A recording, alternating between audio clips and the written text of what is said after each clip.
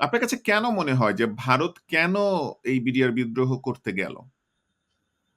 এটার মানে ইমিডিয়েট এটা তো ওদের মাস্টার প্ল্যান। এটা ধরেন যে এটার বলতে গেলে তো ঐতিহাসিক ব্যাকগ্রাউন্ড সে আমাকে ঐতিহাসিক ব্যাকগ্রাউন্ডে আমরা পরে যাচ্ছি।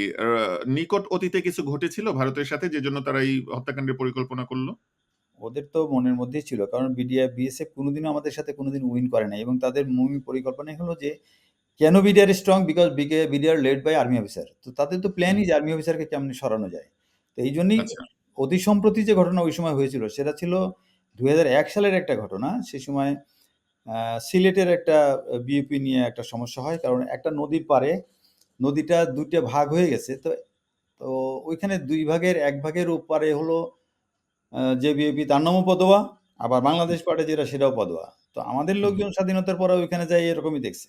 ২ পাশে ২ টা বিওপি একই নাম। কিন্তু এই ২ টা বিওপি আমাদের আসলে দর্শকদের উদ্দেশ্যে বলবেন বিউপি জিনিসটা কি? বিওপি হলে বর্ডার আউটপোস্ট। আচ্ছা। তো এই বর্ডার আউটপোস্ট যেটা ছিল এটা ক্যাম্প। সে ক্যাম্পটা ছিল নদীর পাড়ে। সেই নদীটা ছিল বর্ডার।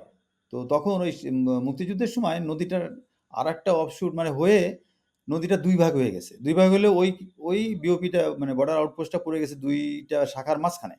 তো হুম, পাকিস্তানিরা যেহেতু একটু নিরাপত্তার সমস্যা ভেবে ওরা পিছনে এসে যে হোম ব্যাংকের যে নদীটা, নদীর শাখা সেই শাখার পাড়ে ইয়েটা করছে ক্যাম্প।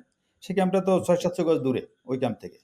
তো এইভাবেই তারা ছিল। কিন্তু এইটা ওই সময় ডিজি ছিলেন আমাদের ওই যে এএলএম ফজলুর রহমান।